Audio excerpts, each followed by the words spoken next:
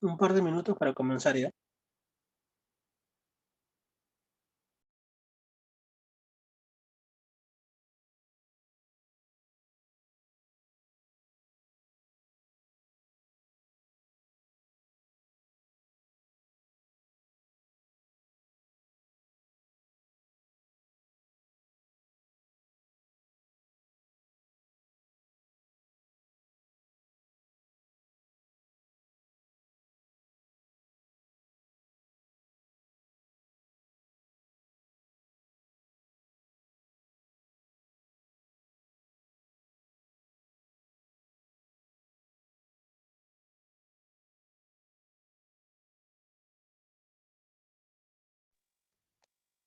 Ya bueno, comenzamos de nuevo ya. El patrimonio nacional. El patrimonio nacional es el conjunto de bienes materiales e inmateriales o culturales que poseen el Perú, bienes adquiridos formados a través de nuestra historia y pueden ser patrimonio natural, que está constituido por todos los recursos naturales que alberga el territorio peruano en el suelo, subsuelo, espacio aéreo y el mar territorial. Patrimonio cultural está formado por todas las obras materiales y inmateriales que han resultado de la capacidad creadora de los peruanos. A lo largo de la historia destacan las expresiones lingüísticas, artísticas, costumbres, arquitectónicas, y el Estado tiene el deber de preservar, promover y enriquecer el patrimonio nacional, con el objetivo de utilizarlo para el cumplimiento de sus objetivos. Veamos. El patrimonio natural es todo bien natural propio del país, ¿no? O sea, que no ha sido ejercido por una mano. Por ejemplo, lo que son el mar, las montañas, por ejemplo. Una montaña que ha sido, te puede decir, eh, patrimonio natural es la montaña del Huascarán, eh, los páramos en la selva, los ríos, son patrimonios que representan algo que no han sido modificados por el hombre, ¿ya? El patrimonio cultural es todo lo que la capacidad, como dice, creadora del hombre peruano ha tenido como referencia, ¿no? Por ejemplo, la imagen que tenemos aquí, ¿qué imagen es? ¿Alguien por ahí la reconoce? ¿Alguien por ahí ha ido? Esta pequeña imagen que está por acá, ¿qué cosa es? Esto que está acá, ¿qué cosa es? ¿Qué cosa es? ¿Qué cosa es? ¿Cómo se llama ese lugar? No sé si logran divisarlo.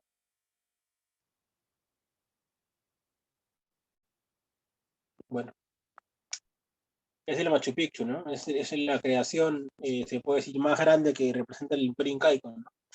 Igual, por ejemplo, la ciudadela de Caral, ¿no? Que es la ciudad más antigua de América, se le puede llamar así, y está a la par con las civilizaciones fluviales, ¿no? Como Egipto, Mesopotamia, o sea, tenemos una antigüedad, una ciudad muy antigua, ¿no? Que literalmente es cuna de humanidad.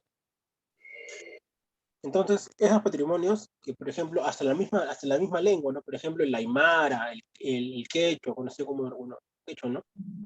Quechua, las costumbres, por ejemplo, eh, hay costumbres que solamente se dan en ciertos lugares, ¿no? Por ejemplo, en la selva, una costumbre que se da es San Pedro y San Pablo, ¿no? Acá también se da, pero ya se da como un festival, es como un carnaval, ¿no?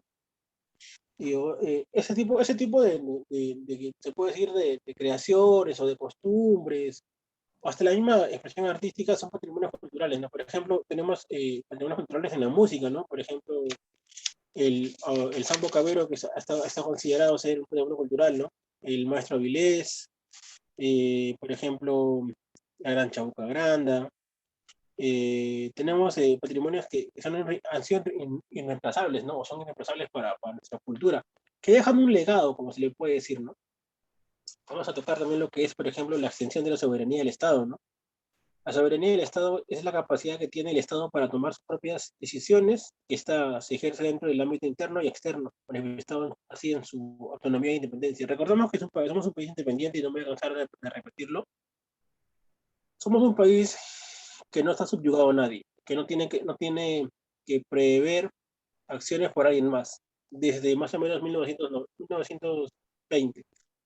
La última vez que yo recuerdo como historia en sí que el Perú haya tenido que ceder o simplemente tener consideración de un país fue en el gobierno de Leguía, ¿no? De Augusto de Leguía, en el gran llamado Oncenio de Leguía, donde el país sí, el país era un país que se puede decir libre, era un país soberano, en palabras, ¿no? ¿Por qué? Porque estaba endeudado con Estados Unidos. Entonces, el Perú no podía hacer, no podía deshacer algo en su país porque todos los bienes los tenía el gran poder de Estados Unidos, ¿no?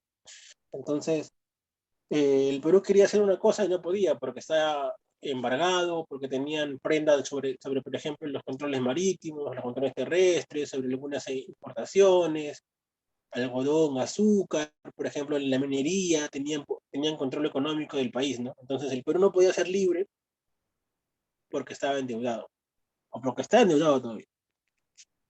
Pero actualmente somos un país soberano, ¿no?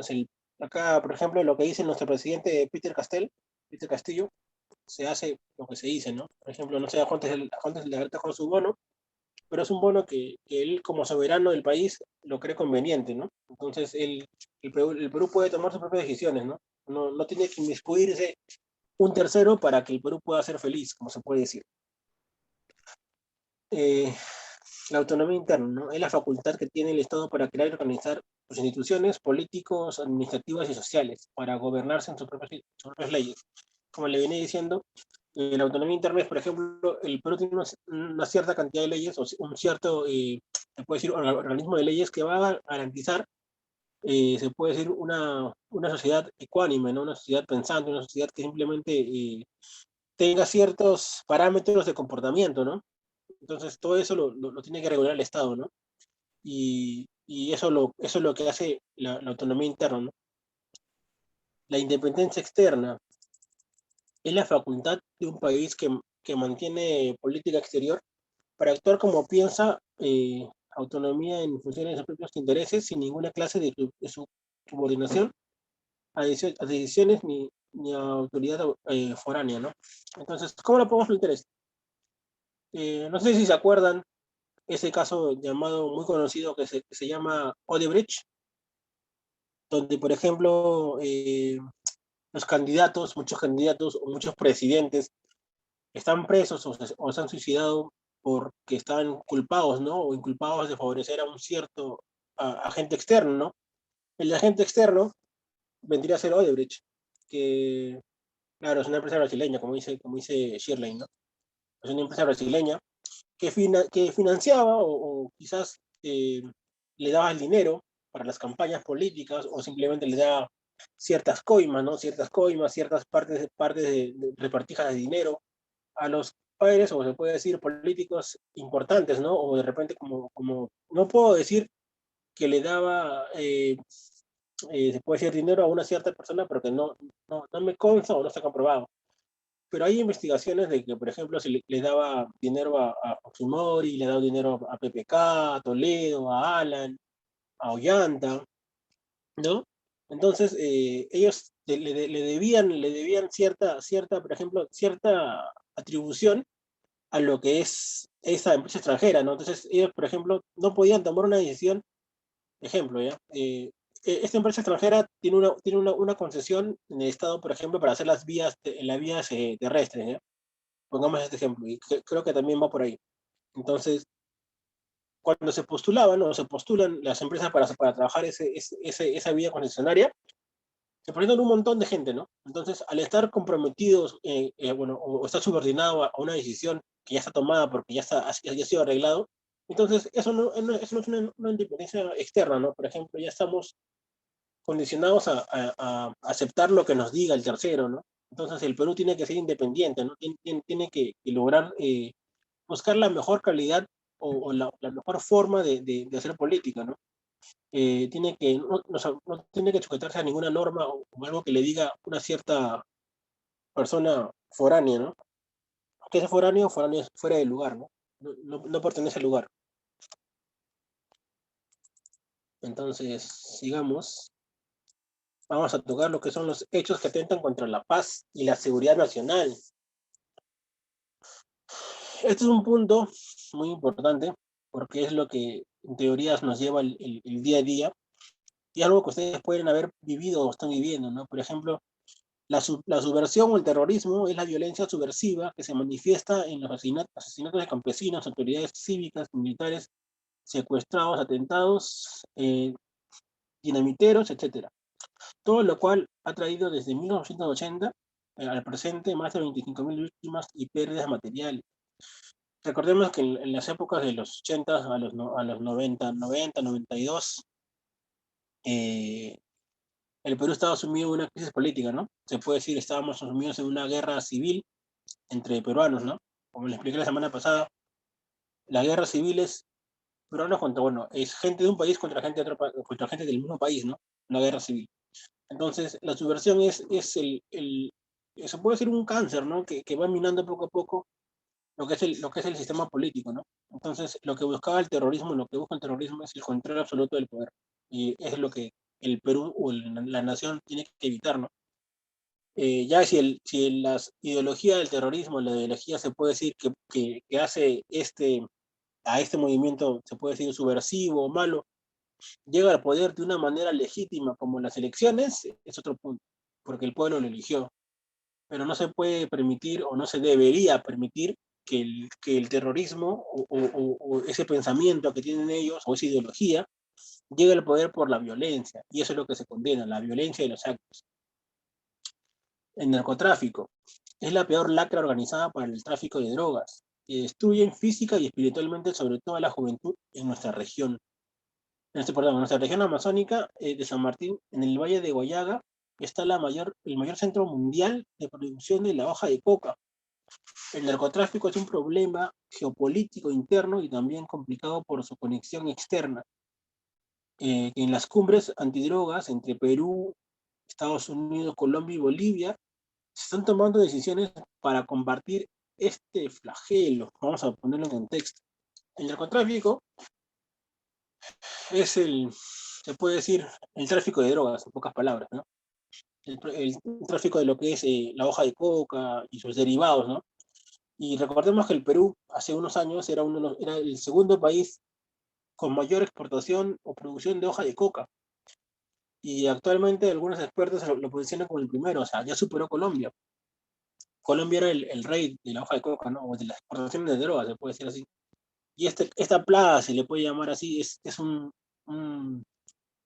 una forma de denigrar a la persona, ¿no? Yo no voy a criticar a los que consuman o a los que no consuman, pero es cada persona es libre de elegir lo que quiere, ¿no? Entonces, pero el hecho de traficar este tipo de sustancias es dañino porque no solamente vas a malograr una vida, sino estás malogrando la vida de muchas personas. Y eso está prohibido, está penado, ¿no? Entonces, eso es lo que el Estado tiene que prever, ¿no? Es por eso que hay en el BRAE, en el Valle del BRAE, hay muchas campañas contra el narcotráfico, ¿no? Y bueno, hay que reconocer que se ha avanzado bastante, ¿no? Por ejemplo, muchos productores de hoja de coca ya no cosechan coca, sino han optado por la capacidad del cacao, ¿no? Recordemos que la selva, esa parte de la selva es un clima tropical, ¿no? Y es muy álgido que se puede hacer eh, ese tipo de cosechas, ¿no? Como la coca, como el cacao, el café. Entonces ellos han optado por cambiar de rubro, ¿no? ¿Por qué? Porque saben que está mal, va contra los estatutos, va contra la nación, ¿no? Entonces ese es un punto importante, ¿no? La delincuencia, ¿no? La famosa delincuencia. Yo recuerdo cuando nuestro ex candidato George Forsyth decía que el peruano tenía tanto miedo que escondía sus pertenencias en sus ropas interiores, ¿no? Y causa un poco de risa, quizás, ¿no? Un poco de intriga, ¿no? Pero ¿por qué tanto miedo? Y es que es la verdad, ¿no? O sea, la delincuencia es una gangrena que no se puede quitar tan fácilmente, ¿no? Vamos a ponerlo en contexto. Problema que atenta contra la seguridad interna en forma de asaltos, robos, crímenes, secuestros, etcétera. Está avanzado en forma alarmante. Lima viene a ser la tercera ciudad más violenta bueno, de lo que es Latinoamérica, después de Río de Janeiro y Medellín, ¿no? Hasta hace unos años era verdad que Lima era la tercera ciudad más peligrosa para vivir. Curiosamente, y no voy a culpar a los hermanos venezolanos, después de la inmigración de los venezolanos, Lima se ha posicionado como la segunda ciudad más peligrosa para vivir. por la cantidad de delincuencia que hay, ¿no? Uno puede salir a tu, bueno, de tu casa con tus cosas, ¿no? Por ejemplo, yo tengo la costumbre de cuando voy a comprar la panadería de mi casa, que está a 2 cuadras, solamente yo no voy con billetera ni con celular porque sé que me pueden robar. ¿Por qué? Porque tengo una inseguridad de que no, de que sé que me puede pasar en cualquier momento, ¿no? Entonces lo que yo hago es simplemente voy con mi llave y voy con lo que tengo. Porque es la forma que tengo para protegerme, ¿no? Está bien, ¿no? De repente no me robarán nada, ¿no? Pero esa es la inseguridad social que tenemos, ¿no? Como le venía comentando en ese momento. Y es lo que el Estado tiene que prever, ¿no? Y lo prevé con sus leyes, ¿no? Quizás se tendría que modificar las leyes, es un tema de discusión, pero es un punto que tiene que trabajar este gobierno actual, ¿no? De lo que es la seguridad ciudadana, ¿no? La seguridad social. El contrabando. Y esto es otro punto muy importante también de este contexto. Eh, Otro de los males que agobia a nuestra sociedad, ¿no? Por la evasión de tributos, competencias desleal a sus comerciantes formalmente establecidos. Esto se produce en nuestras fronteras del sur, norte y el altiplano, ¿no? Son las aduanas fronterizas las que resguardan los intereses tributarios del Estado mediante la SUNAT, Superintendencia Nacional de Aduanas, ¿no? Recordemos que el contrabando, por ejemplo, ya, vamos a ponernos, para entenderlo más rápido en ese contexto. Yo soy un empresario, ¿ya? Formal. Yo pago alquiler de un local para vender mis productos, ¿no? Exporto. Entonces, yo para exportar productos tengo que pagar a la aduana, tengo que comprar el producto, aparte de pagar a la aduana, tengo que pagar la recepción del producto, o sea, perdón, el flete del producto. Entonces, eso es un costo, ¿no? Un costo que tengo que asumir como empresario, ¿no? Pero, ¿qué pasa con el contrabando? El contrabando no paga la aduana, no paga el flete, simplemente llega de ilegal. Y ese sobrecosto que supuestamente tienes, que el empresario ilegal paga, aparte de su alquiler, de local, todo eso, perdón, le resulta un poco difícil competir al empresario legal que vende, por ejemplo, pónganse un ejemplo, ya una laptop que la trae legalmente, ¿no? Que paga sus impuestos en la aduana, que paga su flete, que paga su producto, y le venden en 4.000 soles, pónganse, en una laptop esa que le llaman gamer. Y esa misma laptop, por ejemplo, no sé si te acuerdan que les comenté de Saguavero, que era la frontera entre Perú y Bolivia, ¿no? Ese río donde circula, es un río circulante, ¿no? Entonces, en Desaguadero, pónganse en Bolivia, esa misma laptop te cuesta 2.000 soles. Tú como comprador, que sabes que esa laptop que tú quieres, que tanto te gusta, te cuesta 2.000 soles, y acá en las tiendas te cuesta 4.000, ¿cuál comprarías? Siendo sincero. Si tuvieras ay, qué negociazo, ¿cuál comprarías? A ver, acá sí lo quiero leer, para verla, sin miedo, sin miedo. ¿Cuál comprarías tú? La que compras acá con tu boleto y tu factura que te cuesta 4.000 soles, o esa misma laptop que tanto quieres, que te cuesta 2.000 soles en lo que es Tacna, en lo que es, por ejemplo, Ecuador, lo que es en la parte de Salvador en Bolivia. ¿Cuál comprarías? A ver, sin miedo, la de la tienda, dice Shirley, por la garantía, ¿sí o no, Shirley? Ahí está, pero por la garantía. ¿Alguien más? ¿Alguien más quiere participar o solamente Shirley en la clase? Nadie más quiere participar. La de la tienda, no es Oscar. La de 2.000, dice María Gracia. Claro, pues así es la ganga, pues. Eh, Recordamos que a veces lo que sale barato, bueno, lo barato sale caro, ¿no? Porque esa de 2.000 soles, eh, aparte que no tienes garantía alguna de que si se malogra, te la van a arreglar. Cuando tú la traes de lugar, de provincia, por ejemplo, la traes de Tacna a Lima, si vives en Lima, cuando vas a pasar por un centro fronterizo o vas a pasar por un control y te ven tu laptop, te van a decir, ya, los papeles de la laptop, no tienes papeles, porque esa laptop no tiene un papel, porque cada cosa que viene está registrada en la zona, perdón, en la aduana, en la SUNAT. Entonces, tú al no tener ese control de papel, o sea, el código que te verifica que ese producto ha pagado un impuesto al llegar al país, porque ese impuesto es lo que se paga un impuesto, un arancel, que simplemente esos domicilios que tú pagaste se fueron como el agua, porque la decomisan, te la quitan, por no haber pagado ese impuesto, ese producto. Entonces, quizás esos 3.000 soles que te costaron más baratos, te van a costar más caros porque lo vas a perder. Y como dicen sus compañeros de la tienda, quizás está un poco más caro, pero es más seguro, ¿no? Es más seguro. Es más seguro. ¿Por qué? Porque aparte de que cuesta 4.000 soles, esa cadena de departamento o tienda que te vendió ha generado trabajo. ¿Por qué? Ha generado trabajo en la aduana, porque la gente que trabaja en la aduana ha recibido un sueldo porque han pagado el impuesto. Aparte, esa laptop que te compraste 4.000 soles ha generado el trabajo del transportista, de llevarlo hasta la tienda donde la han vendido, ¿no? Entonces, ahí son solamente dos trabajos nada más, aparte del el señor que la exporta, ¿no? Entonces, es una cadena que va generando trabajo y va generando bienestar para más personas, no solamente para una. Entonces, vale más comprar una de la tienda.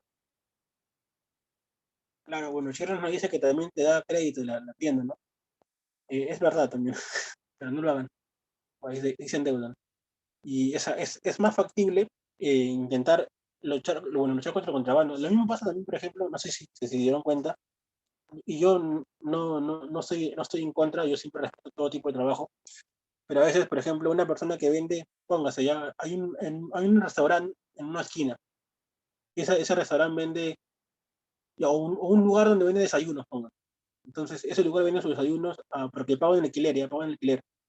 Y viene una señora con su carretilla que no paga absolutamente nada y se para en la misma esquina de la señora del restaurante. ¿Le parece justo?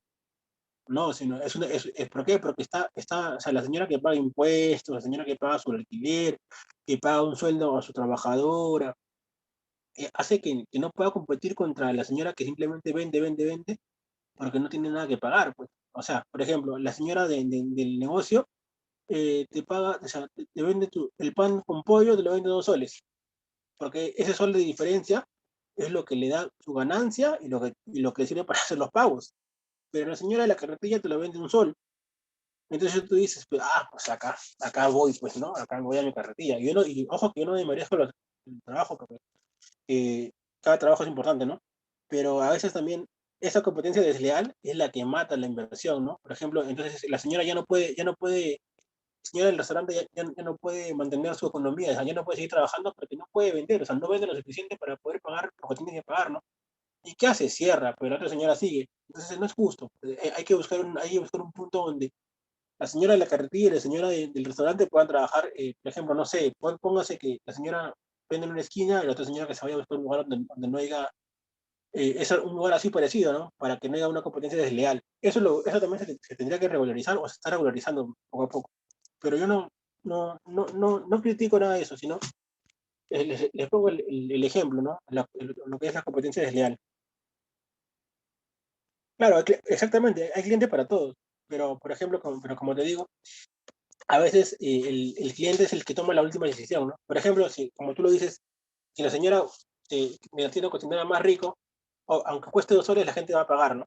Es por eso que esa medida se está optando, pero no creo que llegue a prosperar, ¿no? Entonces, como dice nuestra amiga Shirley, hay cliente para todo.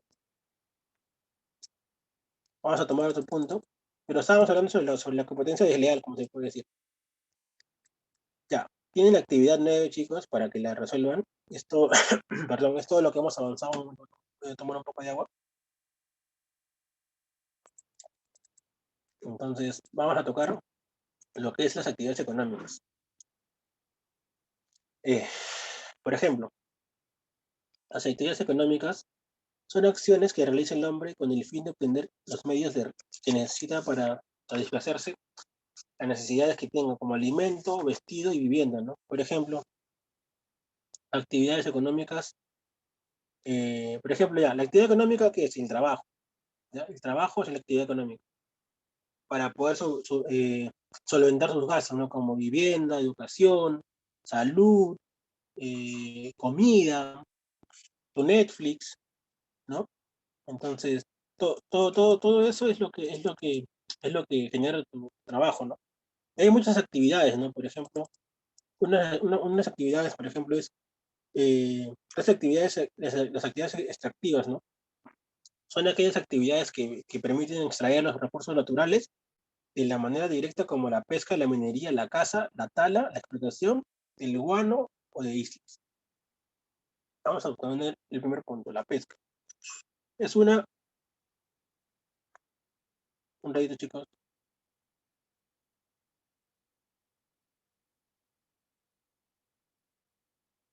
uy, me olvidé.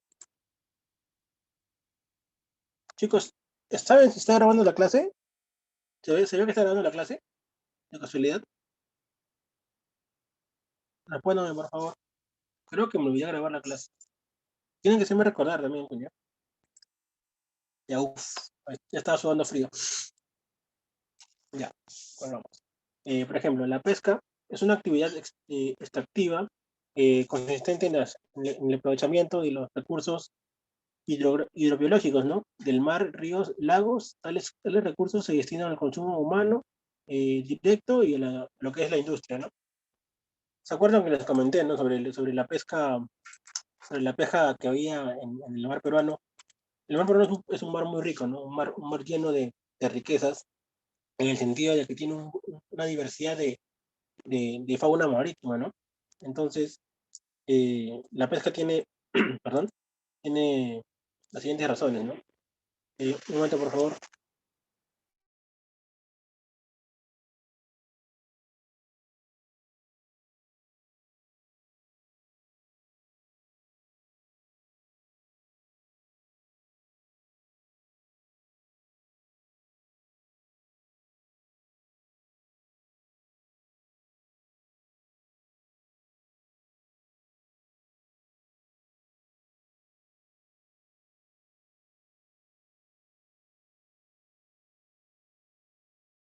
Disculpen, estaba haciendo un poco de bulla acá, tuve que ir a almorzar a mi perrita.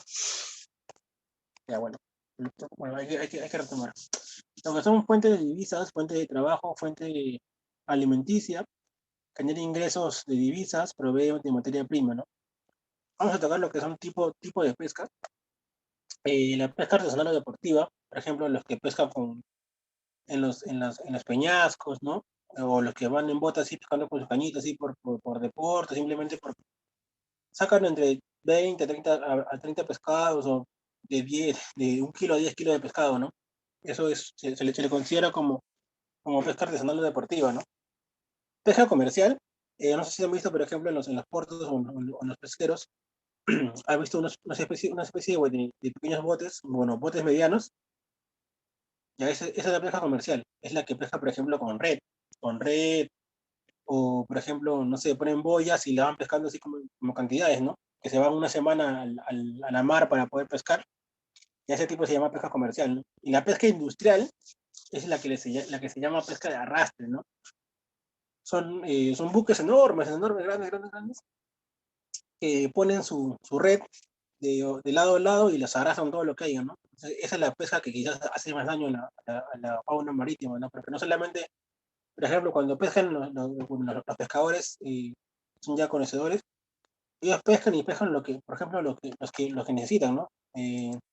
Los pequeños los devuelven, ¿no? En cambio, la pesca industrial levanta todo lo que puede levantar, ¿no? En su red levanta hasta lobos marinos, levanta, por ejemplo, tiburones, desde peces muy pequeños que son crías, y eso es lo que, por ejemplo, cuando un pez es pequeño y no bota familia, esa, esa especie corre el peligro de perderse, ¿no? De perderse, de erradicarse, ¿no? Entonces, esos son los tres tipos de pescas, ¿no? Eh, Actividad económica pesquera, por ejemplo, la industrial que la conserva, lo que son los atunes, ¿no? Industrial lo que es harina y los aceites, harina de pescado, lo que son el aceite para las conservas, lo que es, por ejemplo, consumo de mercado, ¿no? Lo que es el fresco refrigerado, el rico pescado que llega a tu mesa, ¿no?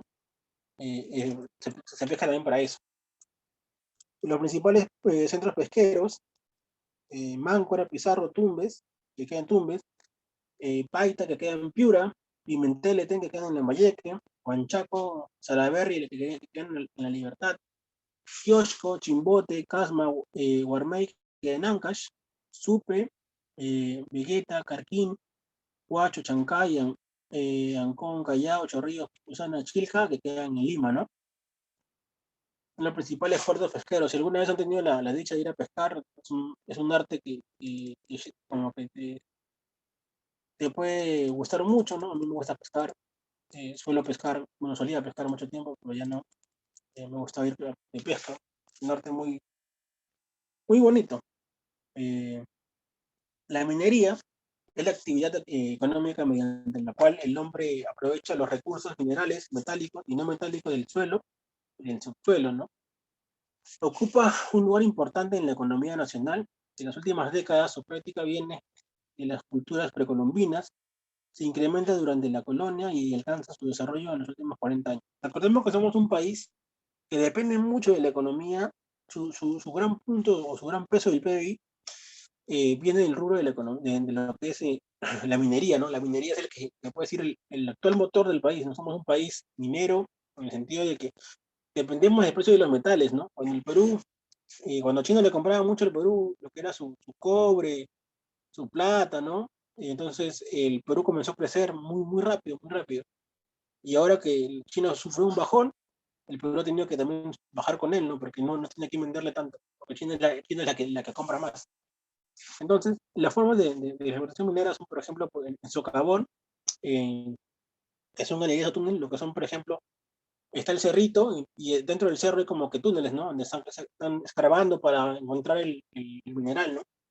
El oro, la plata, el litio, el cobre, ¿no? Y la minería de tajo abierto, ¿no? Por ejemplo, lo que son, se puede decir, socavones, ¿no? Son socavones que son como partiduras, ¿no?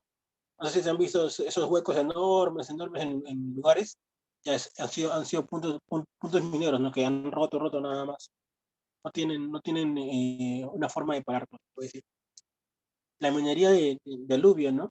Se puede decir los labores de oro. No sé si alguna vez han visto ese tipo de películas, escenas, donde, por ejemplo, hay gente con su cestita que comienza a agarrar así del agua del río, comienzan a agarrar un poquito de agua con tierra y comienzan a mover, a mover, a mover, a mover y se quedan como unas ciertas pepitas de oro, ¿no? Bueno, pepitas, o se quedan ciertos rastros se puede decir, de ahí de tierra y entonces siguen buscando, ¿no? Ese tipo también es un tipo de minería, ¿no? Entonces, eso es lo que genera la minería. Vamos a ver la estructura de la minería peruana, ¿no? Por ejemplo, la gran minería, empresas cuya producción es de 5 toneladas métricas, como Tintaya, Volcán y Anacocha. La, bueno, la mediana minería es la empresa cuya producción es de 150 toneladas métricas, como Raura, Buenaventura, Isacauris, etc. La pequeña minería, ¿no? Las empresas cuya proporción es menor a 150 toneladas métricas, ¿no? Por día. Entonces, así como la pesca, también hay tres tipos de minerías, ¿no? La gran, la mediana y la pequeña. Principales refinerías y funciones, la Oroya, de Toerún, en Junín. Un punto adicional en la Oroya, por ejemplo, es un caso muy, muy emblemático en el Perú, ¿no? Que viene desde el Nacional de Leguía, desde 1920, porque es uno de los puntos que embarga Estados Unidos para su punto a favor de ellos, ¿no? Eh, También, por ejemplo, recordemos que la Oroya también es un punto, de repente algunos por acá de Junín, le dicen a los niños de la Oroya, le dicen los niños de plomo, ¿no? O los niños que respiran plomo. En la Oroya es una de las ciudades más contaminadas del Perú, por no decir la más contaminada, por la misma minería, ¿no? Entonces, es un punto también que se puede decir defectuoso de lo que es la minería, la contaminación que genera. Eh, Otro punto, por ejemplo, tenemos a FUN en Moquegua, al Refin también en el mismo Moquegua, y el Refin de Cajamarca, ¿no? Perdón, el Refin de Cajamarquilla, que está en Lima, ¿no? Ese está por Lurín, está por Lurín. Entonces, tenemos los principales centros mineros, Toquepala Tacna, Cuajón Moquegua, Intaya Cusco, Cerro Verde Arequipa, Antamina Ancash, Yanacocha Cajamarca, Piedrina Ancash, Cobriza Huancavelica, Marcona Ica, Camisea Cusco, Toromocho Junín, Cazapalca Lima, Cerro de Pasco en Pasco y Raura en Lima, ¿no? Esos son los puntos mineros más grandes, ¿no? Como acotación, yo conozco solamente dos. Yo conozco Marcona porque viví un tiempo en Marcona. Y también conozco la de Cusco, ¿no? La que es la de Camisea. Y en teoría la minería es un bien y genera bienestar, se puede decir, pero también es algo que te da un pro y un contra, ¿no? El pro es que te genera economía y te va a generar, por ejemplo, la minería tiene la obligación de generar educación y una mejor seguridad de vida para la gente que vive alrededor. Por ejemplo, va a un lugar X y tiene que generar centros médicos, colegios, mejores pistas, mejor calidad de vida para ese tipo de gente. Pero un punto, se puede decir, delicado, es que la contaminación que se genera es mayor, ¿no? Y aunque se hagan estudios de casos, aunque se busque una mejor solución para este problema, igual siempre hay una contaminación. Y la que más sufre es el agua y la tierra, ¿no? Por ejemplo, como les planteaba el caso de lo que es la Oroya, y los niños que respiran plomo, ¿no? O los niños que tienen plomo en la sangre, como le dicen también. Es un punto que viene desde años, ¿no? Y, por ejemplo, la Oroya no, es un lugar donde no se va a poder subsanar ese daño que se ha hecho al mismo medio ambiente, ¿no? Tiene muchos niveles de contaminación, casi como Chernobyl, o está un poco superior a Chernobyl. Entonces, vamos a tocar un poco más lo que es el petróleo a lo largo de la clase. ¿Alguna pregunta, duda o inquietud que tengan sobre este punto del tema?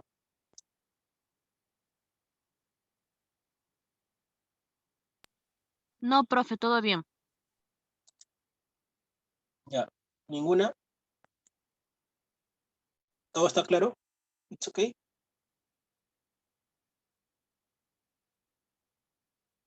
Bueno, ya. Voy a dejar de compartir y nos vemos, por favor.